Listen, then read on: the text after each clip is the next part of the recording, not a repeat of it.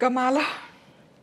आहा, तुम्ही बघू शकाल मस्त असे कुरकुरीत हे कॉर्न बनून तयार होतात आणि जबरदस्त लागतात आणि मुख्य म्हणजे खूप फास्ट बनवून तयार होतात. म्हणजे आपण चांगल्या चांगल्या हॉटेलमध्ये हे डिश खाण्यासाठी म्हणून जातो, पण एवढे पैसे खर्च करायची गरज नाही. घरच्या घरी अगदी कमीत कमी साहित्यात बनवून तयार होते. पटकन हा रेसिपी सुरू करूयात. नमस्कार, मी मधुरा. मधुराज रेसिपी मराठीमध्ये तुम्हा सर्वांचं खूप खूप खूप मनापासून स्वागत.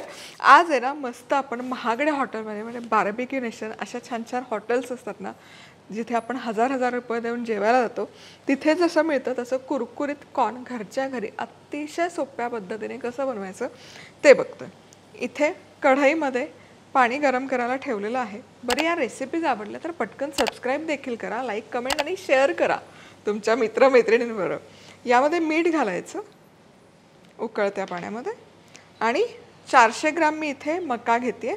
हा मका यामध्ये घालायचा आणि हा छान आहे ना, एक खूप वेळ नाही शिजवायचा, एक 5 मिनिटं फक्त याला एक उकळी काढून घ्यायची. चला, इथे मका आहे ना छान 5 मिनिटं उकळून घेतलेला आहे. गॅस बंद करायचा आणि काय करायचं, एक बाउल घ्यायचं. बाउलवर अशी एक जाळी किंवा चाळणी घ्यायची आणि त्यावर यातलं पाणी सगळं निथळून काढायचं आणि एक 5 मिनिटं हे थंड होण्यासाठी ठेवून देऊया. चला, आता कॉर्न येतं यातलं पाणी पूर्ण खाली निथळलेलं आहे. आता काय करायचं, एक 2 चमचे कॉर्नफ्लॉवर घ्यायचं आणि हे छान कॉर्नफ्लॉवरने हे कॉर्न कोट करायचे. थोडंसं यामध्ये मिरपूडही घालू.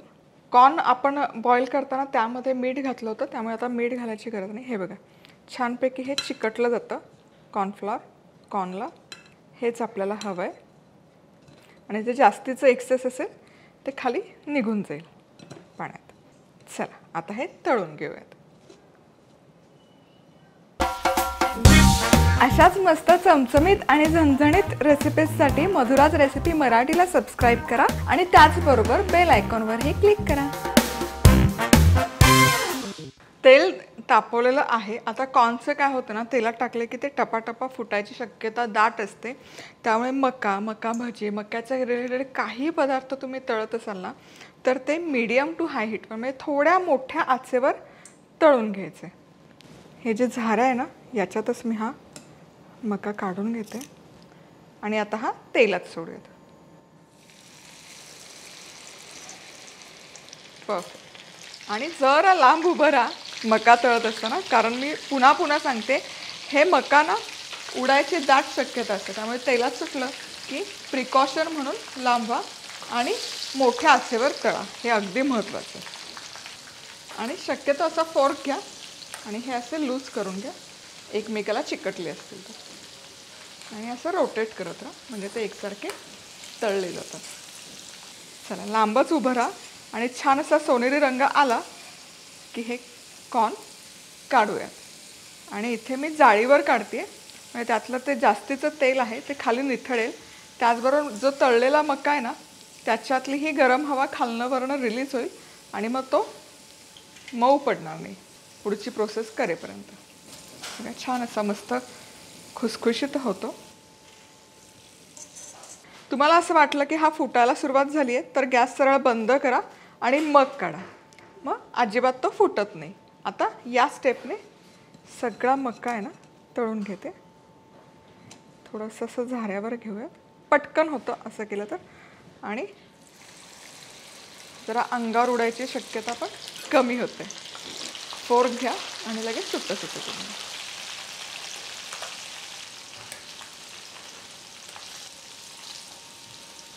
आता पुढची बॅच पण काढते. काढण्यापूर्वी गॅस बंद करते, कारण मला असं वाटतं की तो आता उडू शकतो किंवा फुटू शकतो. खूप वेळ तेलात राहिले ना की त्यातलं जे पाणी आहे, ओलावा आहे, त्याची वाफ होते आणि मग मका फुटतो. त्यामुळे मी पुन्हा पुन्हा सांगते, तळताना काळजी घ्या, मोठ्या आचेवर तळा, दूर उभं राहा कॉर्न जेव्हा तुम्ही तळता, आणि सगळी काळजी घ्या. अगदी प्रिकॉशनरी म्हणून गॉगल जरी घातला तरी चालेल. चला, आता सगळा कॉर्न तळून घेते. तळताना पण गॅस सुरू करायचं. मस्त झालेत. चला, आता मका आपला तळून झालेला आहे.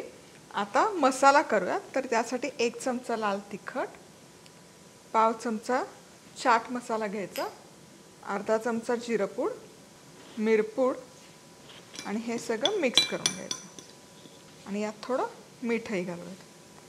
चला, आपला हा मसाला देखील तयार आहे क्रिस्पी कॉर्नचा.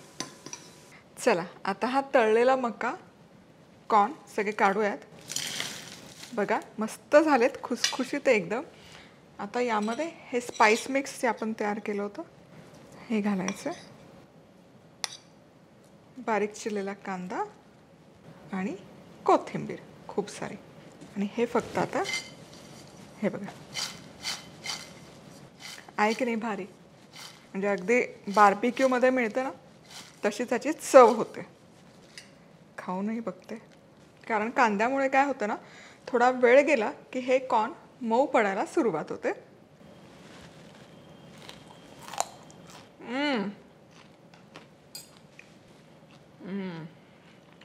अगदी तशीच चव झाली. पटकन बनवून तयार होतात आणि अजिबात जास्त वेळ लागत नाही. तुम्ही हवं तर हे कॉर्न तळून ठेवू शकता. हे तसेच कुरकुरीत खूप वेळ राहतात. फक्त कांदा टाकला की त्याला सॉफ्टनेस यायला सुरुवात होतो. त्यामुळे कांदा तुम्ही नंतर टाका जेव्हा खायचे तेव्हा. कमाल. रेसिपी आवडली पटकन सबस्क्राईब करायचं. पुन्हा भेटूयात अशाच मस्त मस्त रेसिपीसोबत. तोवर मस्त राहा, खुश राहा, आनंदी राहा. सगळ्यात महत्त्वाचं खात राहा.